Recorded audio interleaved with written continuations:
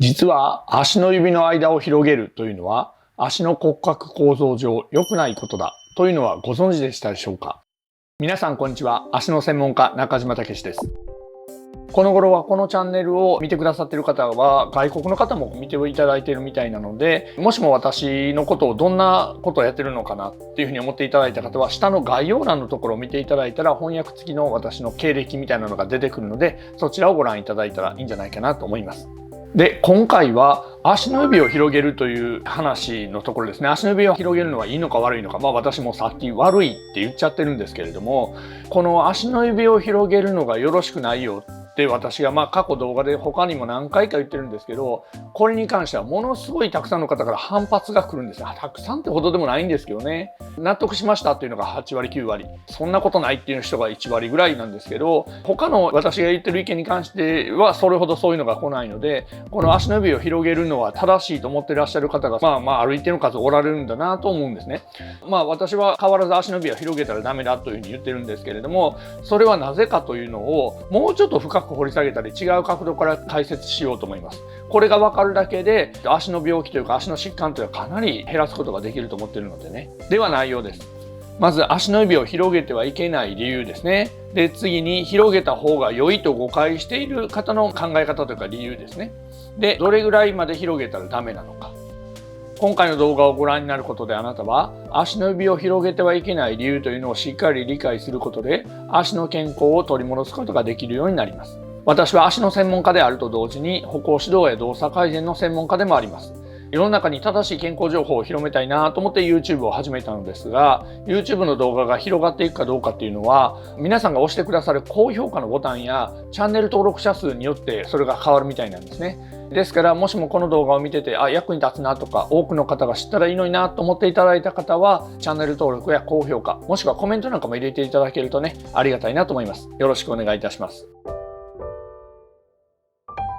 ではまず足の指を広げてはいけない理由ですね。それをお伝えしておくと、足の指を広げてはいけないのはなぜかというと足の骨が緩むからっていうのがもう端的に言えばそういうことですね。足首から下の骨のことを足の骨と今言いますけれども、人間の体の骨の4分の1がここにあるぐらいたくさんの骨が集まってできてるんですよね。で、たくさんの骨が集まってできてる、なんで一つの大きな骨でできてたらダメで細かな骨が組み合わさってできているのかっていうことをちょっと考えてみてほしいんですよね。多分そんなことあんまり考えることもないと思うんですが、やっぱり理由があるんです。その細かな骨が組み合わさってできているということはそれだけ細かな動きをしないといけないということなんですよね。足って実を言うと手よりも細かい動きをしてるって言われてて、レオナルド・ダ・ヴィンチが足は人間の体の最高の芸術品やで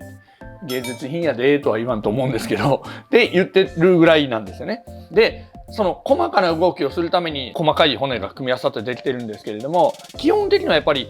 がっちり組み合わさっててほしいんですよね。で、がっちり組み合わさってるのが基準で、場面によっては緩んだりとか広がったりしないといけない場面もあるんだけど、基本はやっぱりガチッと組み合わさってる方が力が伝わりやすいわけです。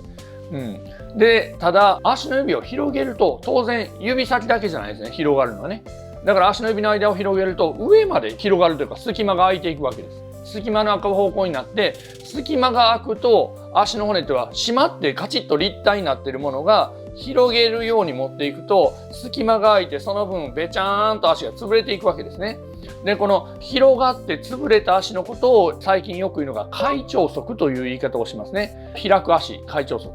で、開腸足というのは中には聞いたことある方おられると思うんですけれども、この頃よく広まってる概念なんでね。なんせ開腸足っていいことで言われないですよね。開腸足はよろしくない。で、開腸足はよろしくないと知っててなんで指を広げていいと思うのかなっていうところですね。だから指を広げたらどうメリットがあるかということもそうですけど、指を広げたらどういうデメリットがあるかということをやっぱり検証して天秤にかけないといけないと思うんですよね。で、それで私の場合は指を広げると骨格が緩んで足が潰れて平らになってべちゃっとなって力の入りにくい状態の足になるからよろしくない、むしろ締めていかないといけないというふうな言い方をしています。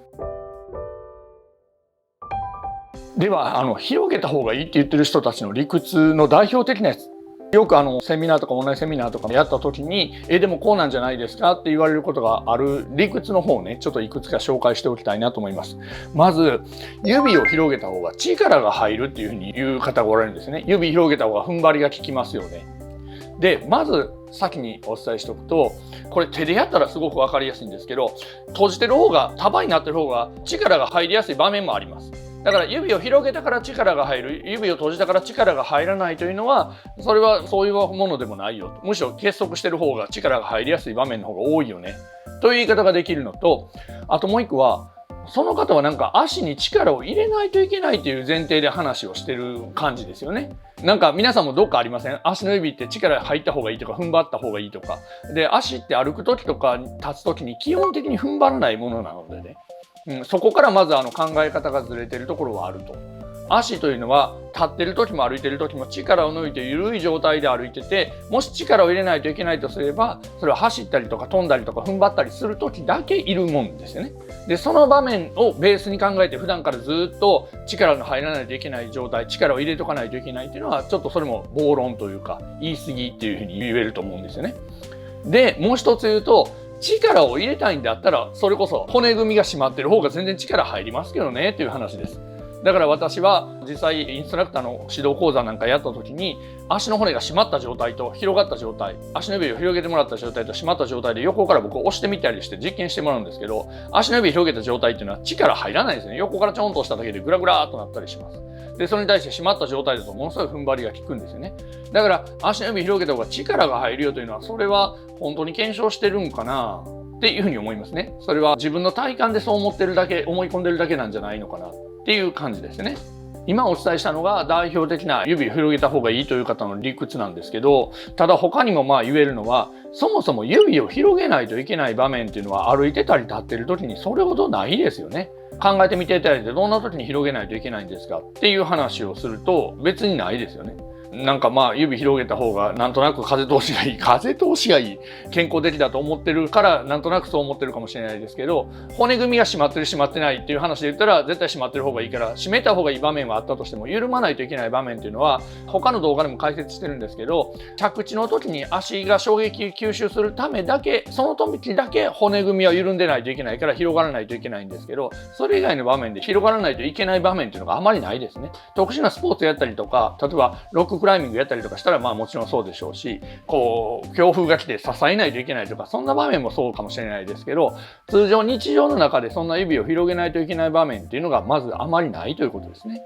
で、最後に、そもそもその指を広げた方がいいと思っていらっしゃる方の根本的な概念として、指に問題があるから指に力入れれるような状態がいいよとか、指に問題があるから指は鍛えた方がいいよとか、指が筋力落ちてるから指はパワーをつけないといけないとか、そんな感じで思ってらっしゃる方が多分そういうふうな話の流れになってるような感じなんですね。質問を受けてる時にお話してると。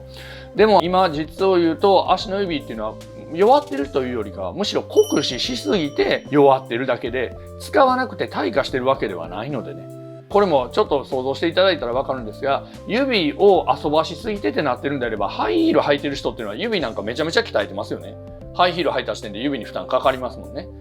でもハイヒールを履いたら足が悪くなるというのは、むしろ今足指に負担がかけてることがほとんどなので、その理屈もそもそもの話でちょっとずれてるんじゃないかなという話になりますね。で、私はこれらの意見も全部踏まえて検証一つずつしていってるんですね。どんな感じの検証かというと、じゃあそれ正しいと思われることをやったり、指広げるトレーニングしたり、ボーマン体操やったりとかして、じゃあ実際にその後足の状態がどれぐらい骨格が骨が緩んだのか測ったり、で、角度がどれぐらい外反母趾がひどくなったのか測ったりとか、お医者さんが使うようなフットロックという機械で測ったりとかして検証してるんですね。体感とか雰囲気じゃなくて。で、それがしかも何千、うちの産科の先生も含めれば何万という例が出てるぐらいなんですね。で、そういうところからして検証してお話してるので、なんとなくその雰囲気とか理屈だけでもないし、検証だけでもないし、体感だけでもない意見だと思っていただいたらいいんじゃないでしょうか。ではどれぐらい広げてはいけないかという話なんですけれども、私フットルックという機械で足の測定をするときに横幅も測ってるんですけどね、横幅が広がっていくというのは、それは大まかに言えば開腸側になっていってるからよろしくないと思っていただいたらいいんですけど、3ミリ広がったらもう全然体感として違います。3ミリ広がると横から押した時にものすごいぐらつくし、3ミリ締まったらめちゃくちゃ体感として安定します。だからそれぐらい3ミリって違うんですよね。で、3ミリでそれぐらい違うと皆さん想像していただいて考えていただくと、私がなんで5本指の靴下がダメかって言ってるのが分かってもらえると思うんです。5本指の靴下っていうのはこことここに布が入りますよね。でこっちの指の内側、こっちの指の内側。それだけで結構広がるんです。それが1箇所、2箇所、3箇所、4箇所。1つ1ミリやったとしても広がりがね、4ミリ広がりますよね。で、ここ4ミリやけれども、指先だけやんかと思ってる方おられるかもしれないですけど、ここまで足の骨って繋がってるんだよね。ということは、それなりにその根元も同じように広がるということです。当然その先にある足の甲のあたりの口角にも影響がありますしね。だからここにほらマニキュア塗るときに挟むやつありますよね、あんななんか持ってのほかですよね。で、あれは常時やってるわけじゃないから、靴下の場合常時履いてるんで、そっちの方が罪が重いとは言えなくもないですけど、なんせ広げる方向じゃなくて締める方向でいきたいのに、それはどちらにしてもよろしくない。だからミリ単位で考えてよろしくないと思っていただいたらいいと思うんですよね。で、一応これ補足しておくと、私が動画で5本指靴下履いてる場面があるんですけど、あれ皆さんに見せるためにやってるところがあるので、普段は履いてないです。どうしても足の動きの中で見せないといけないけど、裸足ってちょっと私足毛履いてるんでね、見苦しいなと思って靴下5本指履いてるところなんですけど、基本的に5本指履いてないですね。というふうに思っていただいたらいいんじゃないでしょうか。いかがでしょうか。要するにどうすればいいかというと、広げないでほしいということですね。広げないといけないと思ってらっしゃる方は、広げないといけない理由っていうのは何かって考え直していただいたら、意外になんかこじつけに近いなとか、そういうふうに思っていただけるんじゃないかなと思うんですけどね。私のインストラクター講座を受けようかなと思ってる方向けのオンラインセミナーとか、一般人のセミナーもこうやろうかなと考えてるんですけど、そういうのを受けていただいたらすごくよく分かりはするんですけどね。今の理屈でも9割ぐらいの方はそうだなと思っていただけると思うんですよね。実際にコメントなんかもそういうのが上がるんでね。で、この指を広げたらダメだという動画は他にもこの2種類がありますんで、このあたりも詳しく見ていただくと分かりやすいんじゃないかなと思います。最後にまたリンクを貼っておきますんでね、ご覧になってください。